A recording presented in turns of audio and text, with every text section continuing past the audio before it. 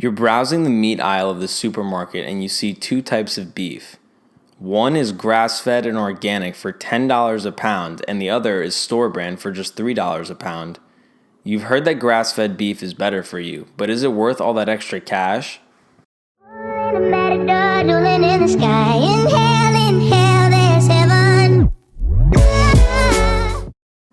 With the rising popularity in animal-based ketogenic, paleo, and carnivore diets, a lot has been said on the differences between grass-fed beef and grain-fed beef. While grass-fed beef has cattle raised as they were intended to live, free to walk on a pasture and eat grass, factory-farmed grain-fed beef is quite a different sight. We won't get into the environmental or moral aspects of the two types of beef, but we would like to address how each type of feeding system impacts the nutrition of the beef and potentially your health. In terms of essential nutrients, beef of any kind is an excellent source of macronutrients, protein, and fat, as well as micronutrients like B vitamins, choline, carnitine, and minerals like potassium, zinc, iron, and selenium. However, it is true that grass-fed beef is higher in just about every micronutrient when comparing it to grain-fed beef. I was unable to find quantifiable amounts for most of these nutrients, but I did find some interesting research on vitamin A. There's a bit of misconception when it comes to vitamin A. When you see a package of kale that says a cup will give you twice your daily recommendation for vitamin A, this is a bit misleading. The vitamin A we most encounter in foods is actually a precursor, beta-carotene, that needs to be converted into its useful vitamin A, known as retinol. Grass-fed beef is about 7 times more concentrated with beta-carotene in comparison to grain-fed beef, so it appears that that's a clear advantage it has over grain-fed. However, there are a plethora of different factors influencing how efficiently this conversion takes place. One of the most important factors that will improve the conversion efficiency is what is eaten with that beta-carotene. More specifically, beta-carotene gets converted into retinol much more efficiently in the presence of dietary fat. So yes, there is significantly more beta-carotene in grass-fed beef. However, grain-fed beef also tends to have significantly more fat, which should improve how much usable vitamin A you're actually getting. If we're just taking each type of beef at face value, grass-fed beef will give you a bit more usable vitamin A, but both types of beef will give you a pretty good source of it. Your absolute best bet would be to get a fattier grass-fed ground beef or add some more butter when you're cooking it to improve absorption. The main buzz surrounding the grass-fed, grain-fed debate has to do with each of the beef's fatty acid profiles. Grass-fed beef contains 2 to 3 times more of the polyunsaturated fat conjugated linoleic acid, or CLA. CLA has been heralded as a superfat, with a lot of evidence existing that it has anti-cancer, diabetes, and atherosclerosis properties in animal studies. It's also been shown to have weight loss properties in human studies. In the animal studies, CLA has shown to have these protective effects in doses as little as 0.1% of total calories. This isn't much, so if you're eating a good amount of beef in your diet, this range is definitely attainable. I know animal studies more often than not don't yield the same results as human studies, but it's at least encouraging to consider it could have this benefit. These benefits have also been found in lower doses in human epidemiological studies, which can be unreliable, but it's still data. However, in the human studies showing the positive body composition effects of CLA, the doses given were much higher, and probably are impossible to achieve without supplementation. Grass-fed beef will give you more CLA in terms of the percentage in the fat, but grain-fed beef is typically much fattier in general if you're eating steaks. Due to this, it's entirely possible that you could actually be getting more CLA with grain-fed beef. The omega-6 to omega-3 ratio has gotten a lot of attention lately, as a poor ratio of these essential fatty acids has been linked to several health problems like obesity and chronic inflammatory conditions like arthritis and MS. This is probably because omega-6 fats will be metabolized by certain immune cells and used to create inflammatory mediators within the body. Omega-3 fats have the opposite effects, as they are a key component of cell membranes and give rise to more anti-inflammatory mediators when consumed. While both of these fats are essential, the body cannot synthesize them on its own. A balance between the two is key. However, it's important to note that a lot of these fats we obtain from the diet come in the precursor form, and the body needs to convert them to their usable forms. The reason why the ratio between these fats gets emphasized so much is that these precursors directly compete for conversion via this enzyme delta-6 desaturase. Arachidonic acid is the usable form of omega-6 fat, and EPA, DHA, and DPA are the forms of omega-3 used in the body. So while this ratio is important, it's more important to consider the ratio of their precursor forms, since these are the fats that compete directly with each other.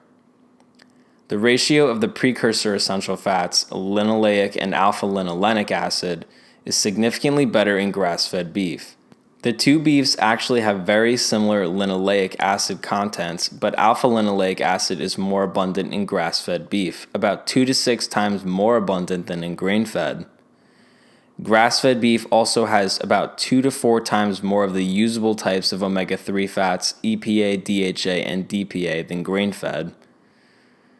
All of this amounts to grass-fed beef having a near-perfect overall ratio of omega-6 to omega-3 fats at about 1.53, in comparison to grain-fed beef's 7.65. It's generally recommended that for optimal health, this ratio should be in the 1 to 4 range.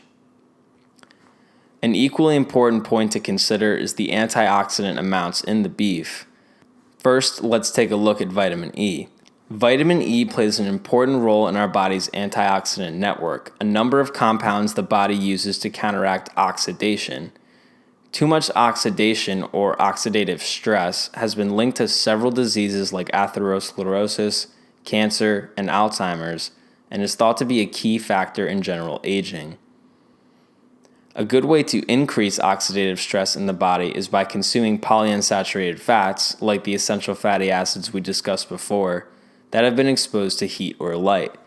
These will cause these fats to oxidize and turn into unstable products, which can increase levels of oxidative stress. Luckily, nature was one step ahead for us, including the antioxidant vitamin E in natural foods containing essential fatty acids, which protects them against this oxidation. Applying this back to beef, grass-fed beef has about 3 times as much vitamin E as grain-fed beef.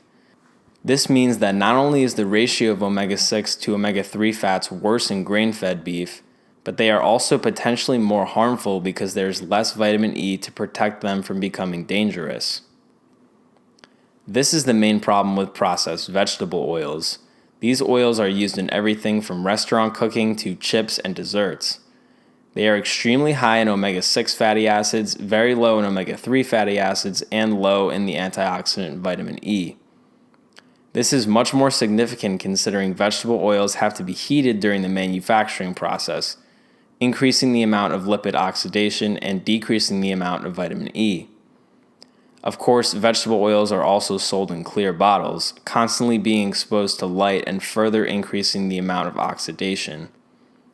There's a reason why vegetable oils in particular have been shown to increase risk for a host of different chronic diseases. However, I wouldn't necessarily say that this is a cause for concern when it comes to eating grain-fed beef. According to the research, problems with omega-6 fats really only start to appear with exorbitant total amounts of these fats and abnormally high ratios of omega-6 to omega-3. The overall amount of polyunsaturated fats you'll be getting from beef of any kind is only about 3 to 10% of the total fat. To me, this kind of makes the whole omega-6 to omega-3 ratio and lipid oxidation concerns about consuming grain-fed beef far less significant. Yes, grass-fed beef is better in these regards, but the overall impact it's going to have on you is likely very little.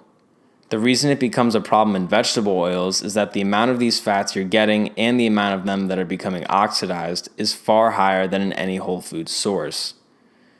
In a 10-ounce ribeye steak, one of the fattiest cuts of steak you can get, you'll only be getting around 3 total grams of polyunsaturated fat, while in just 1 tablespoon of soybean oil, you'll be getting more than double this at 8 grams. In short, as long as the fats you're eating are coming from whole food sources, you more than likely don't have to worry about your ratio of essential fatty acids causing any major issues. There are a number of other antioxidants to consider with beef consumption besides vitamin E as well.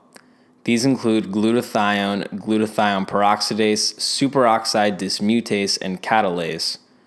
All of these are key players in the body's ability to deal with oxidation, and grass-fed beef has significantly higher levels of glutathione and superoxide dismutase, while catalase was basically a draw. However, this study showed that grain-finished beef actually had significantly higher levels of glutathione peroxidase, which admittedly came as a shock. What was even more of a shock is that this resulted in grain-fed beef having nearly identical overall antioxidative activity as grass-fed beef. Another concern when considering factory-farmed grain-fed beef is the use of synthetic hormones. Again, I believe the impact of this has been greatly overstated, as Shawn Baker explains on his appearance on the Joe Rogan Experience. The scale is what's important. So if grass-fed beef gives you 5 nanograms of estrogen, okay? Grain-fed beef gives you 10 nanograms of estrogen. And then you compare it to eggs, which give you maybe 90, and you compare it to dairy, which gives you 110, and then you compare it to if you look at phytoestrogens, that's in the millions, right? So things like soybeans and stuff like that. And then you compare it to what does your body naturally make, and that's like 30 or 40,000. And so it's a really small level. I realize that there are a number of other potential factors that go into this debate, and I didn't want to explain all of them in a 30-minute video. However, if one thing has become abundantly clear through the research, it's that grass-fed beef is better, but only slightly better. It will give you more nutrition, but grain-fed beef is still amongst the most nutrient-dense foods money can buy. So, if you're someone who can afford to eat grass-fed beef and you want to get the absolute most out of your health, then by all means, go for it. If you're on a budget and just want to get healthy, then there's still massive benefits to eating grain-fed beef. What's your take on the grass-fed, grain-fed debate? Let us know in the comments below, like, and subscribe for more content like this.